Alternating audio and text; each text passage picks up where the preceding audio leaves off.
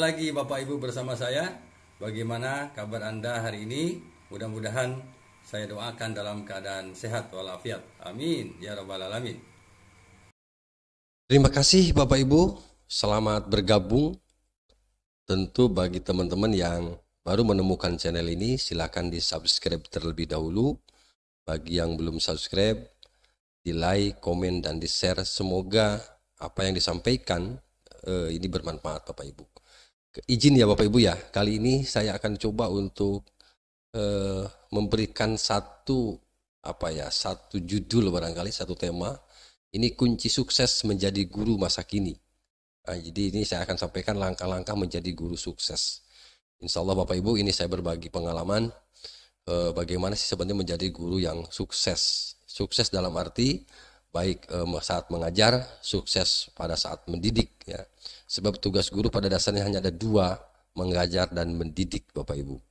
Dan ini dua kata kunci yang berbeda antara mengajar dan mendidik, dan saya tidak perlu jelaskan apa itu mengajar mendidik sebab Bapak Ibu sudah tahu ya bagaimana mendidik, bagaimana mengajar. Tetapi izinkan kali ini saya akan coba untuk ya paling tidak memberikan tip ya bagaimana langkah-langkah kita agar menjadi guru yang sukses Bapak Ibu. Oke.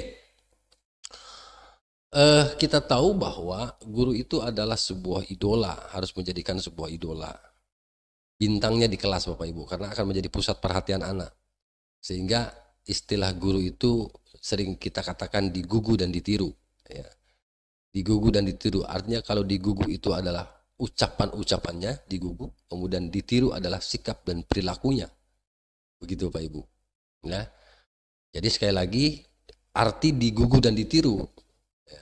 Guru digugu dan ditiru. Digugu itu mungkin di nasihat-nasihatnya, sarannya, ucapan-ucapannya itu diikuti ya. Kemudian kalau ditiru itu mungkin sikap, perilaku, penampilan kita juga ditiru. Tentu ini harus yang positif Bapak Ibu. Oke. Jadi ternyata menjadi guru itu tidak mudah Bapak Ibu. Menjadi guru itu tidak mudah. Nah saat ini pekerjaan guru menjadi pilihan. Kenapa? Karena kalau kita lihat banyak ya yang mendaftar ingin menjadi guru. Ya, tetapi tidak semua yang mendaftar diterima menjadi guru. Nah, itu Bapak Ibu. Jadi menyandang profesi guru itu sebagai pendidik memang tidak mudah. Guru tidak hanya berkewajiban mengajarkan ilmu, tetapi juga menjadi contoh untuk para anak didiknya. Itu yang dimaksud digugu dan ditiru itu. Jadi tidak heran bila di sekolah, guru adalah orang tua daripada muridnya. Apakah Bapak dan Ibu guru menganggap juga bahwa murid adalah anak Bapak dan Ibu? Gitu ya. Nah, itu penting. Kalau di sini guru adalah orang tua dari para muridnya. Kalau kita dibalik, apakah muridnya dianggap oleh kita sebagai anak? Gitu Bapak Ibu. Nah ini penting, dua kata ya, dua kalimat barangkali yang perlu kita kolaborasikan agar keduanya saling mengikat gitu ya. Oke. Setiap guru pasti berkeinginan untuk menjadi guru yang baik dan sukses ya. Jadi tugas guru memang pada dasarnya mengajar, mendidik, menilai. Oke Bapak Ibu ya, mengajar, mendidik, menilai. Ini pada dasarnya tugas guru. Ya, ini gambaran ya Bapak Ibu, gambaran awal ketika kita harus pahami dulu agar bagaimana sih kita menjadi guru yang sukses itu. Begitu Bapak Ibu. Oke, ini langkah-langkahnya Bapak Ibu. Yang pertama adalah pilih atau menentukan metode yang tepat. Metode mengajar masih menjadi salah satu masalah bagi guru saat mengajar. Nah, ini tadi bukannya siswa yang malas terkadang, mohon maaf ya, ini dalam tanda petik saja Bapak Ibu. Terkadang kita sebagai guru juga ikut malas gitu mengajar. Ya, ini harus dipahami ya, oleh kita. Harus direnungkan. Apakah mengajar saya sekarang ini lebih fresh, lebih semangat? Ya terkadang mungkin banyak faktor yang mempengaruhi sehingga kita malas untuk mengajar. Dan ini diusahakan dihindari. Nah, tugas kita Bapak Ibu ketika kita sebelum memberikan pelajaran kepada anak, yang pertama memilih atau menentukan metode yang tepat. Untuk itu diharapkan kita menguasai karakter anak ini. Ini anak ini cenderung kemana Bapak Ibu. Nah inilah. Jadi kita pilih metode yang tepat dalam proses belajar mengajar. Ini sebab apa? Metode mengajar yang tepat akan menjadi salah satu penentu berhasil tidaknya materi yang kita ajarkan. Oke, itu pertama. Menjadi guru sukses. Yang kedua langkahnya adalah kenali dan pahami apa yang diinginkan peserta didik. Kenali dan pahami apa yang diinginkan peserta didik. Di guru harus dapat membaca dan memahami apa yang diinginkan oleh anak-anak kita. Pola pembelajaran masa lalu tentu akan berbeda dengan pembelajaran saat ini, Bapak Ibu. Kan sekarang serba IT ya, serba digital, digitalisasi. Gitu. Jadi kalau kita tidak menyesuaikan dengan kondisi yang ada, jelas kita akan ketinggalan. Begitu, Bapak dan Ibu, ya terutama yang ada di pedesaan, dia semualah, tidak hanya di pedesaan, di perkotaan juga sama, di kota dan di desa. Saya pikir sama-sama ya untuk berjuang bagaimana kita menciptakan pembelajaran yang enjoy, pembelajaran yang asik, pembelajaran yang menyenangkan, pembelajaran yang disukai anak. Bapak Ibu, sehingga itu kita agar anak bisa digiring oleh kita sesuai dengan keinginan kita, sesuai dengan tujuan pembelajaran kita, maka kenali dulu dan pahami apa yang diinginkan oleh peserta didik. Gitu. Jadi dengan pemahaman guru terhadap keinginan peserta didik itu dapat diperoleh, maka akan berdampak terhadap penyampaian materi dengan mudah, ya, dengan gampang mencerna apa yang disampaikan guru. Bapak Ibu. Itu tip yang kedua, ya, bagaimana menjadi guru yang sukses. Yang ketiga, Bapak Ibu, maaf, bangun kedekatan guru dengan peserta didik. Oh, ini penting, Bapak Ibu. Bangun kedekatan guru dengan peserta didik. Jadi anggap saja mungkin guru itu sebagai orang tua yang bisa mengayomi, orang tua yang bisa melindungi, gitu ya, paham terhadap keinginan anak. Insya Allah, Pak. Jadi dalam membangun kedekatan antara guru dengan peserta merupakan bagian yang tidak kalah penting. Kedekatan yang dimaksud adalah menyatukan tujuan kita, ya, tujuan yang diharapkan, tujuan yang diinginkan dalam tujuan pembelajaran. Misalnya ya, saat KBM berlangsung, guru tidak pelit misalnya mengucapkan terima kasih, bagus, kamu hebat, menghampiri anak, menepuk, mengusap pundak sebagai ungkapan jawaban yang diinginkan. Ketika anak misalnya mengajukan pertanyaan, ya terima kasih, pertanyaanmu bagus. Ya, kalau ketika anak menjawab pertanyaan kita, good, ya sambil ditepuk bahunya, itu luar biasa, memberikan penguatan dan penghargaan anak sehingga motivasi anak menjadi meningkat luar biasa itu. Ini berdasarkan pengalaman Bapak Ibu ya. Nah, ini bangun kedekatan guru dengan peserta didik. Oke, kemudian yang keempat apa?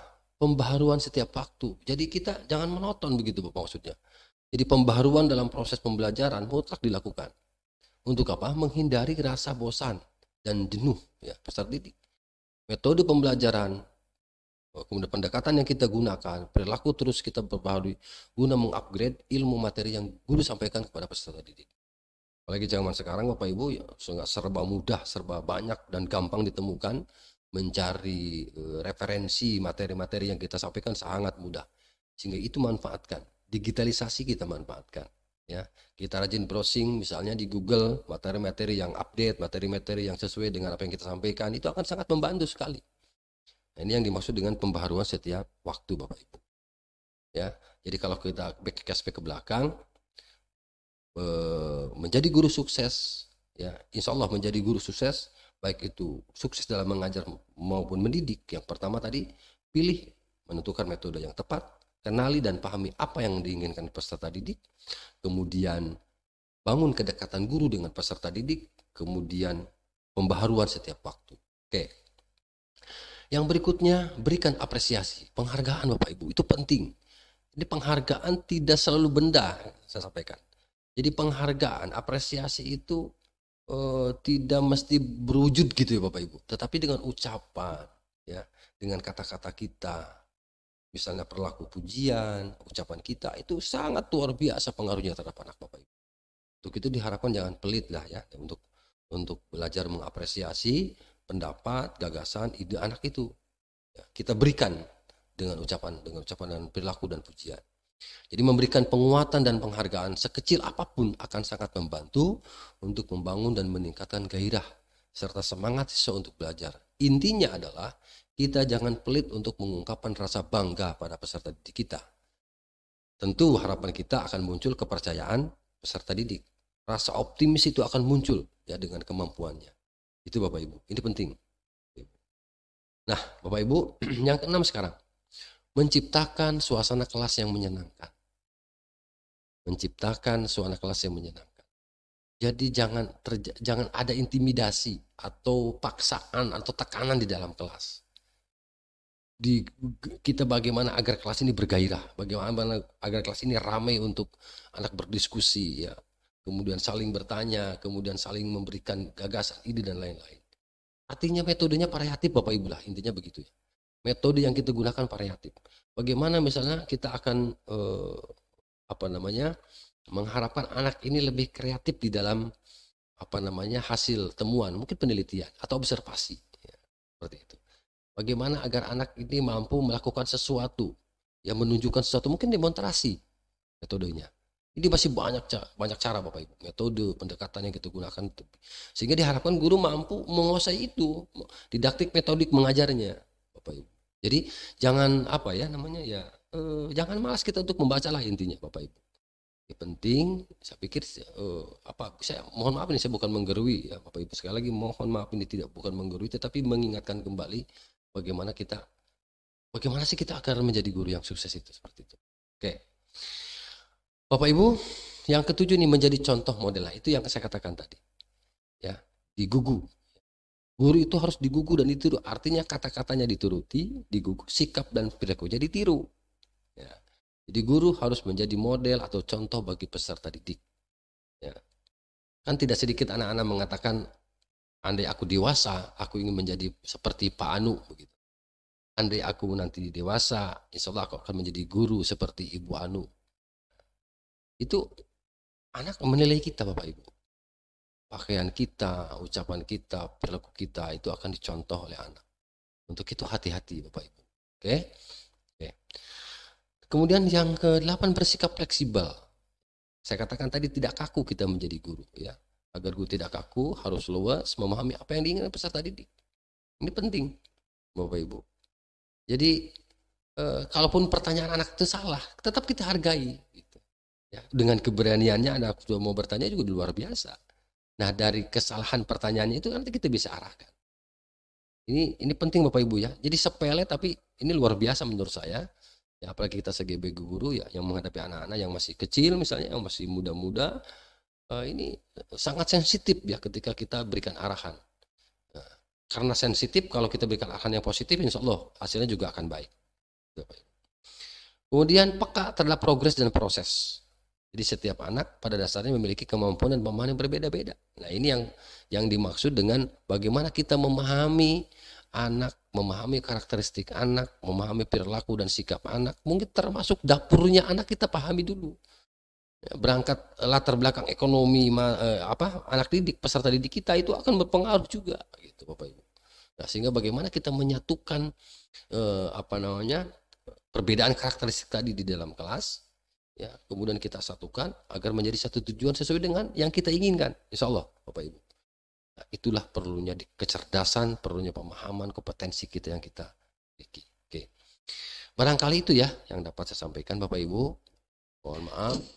Terima kasih apa yang dapat saya sampaikan, dan mudah-mudahan ini memberikan manfaat bagi semua. Terima kasih. Assalamualaikum warahmatullahi wabarakatuh.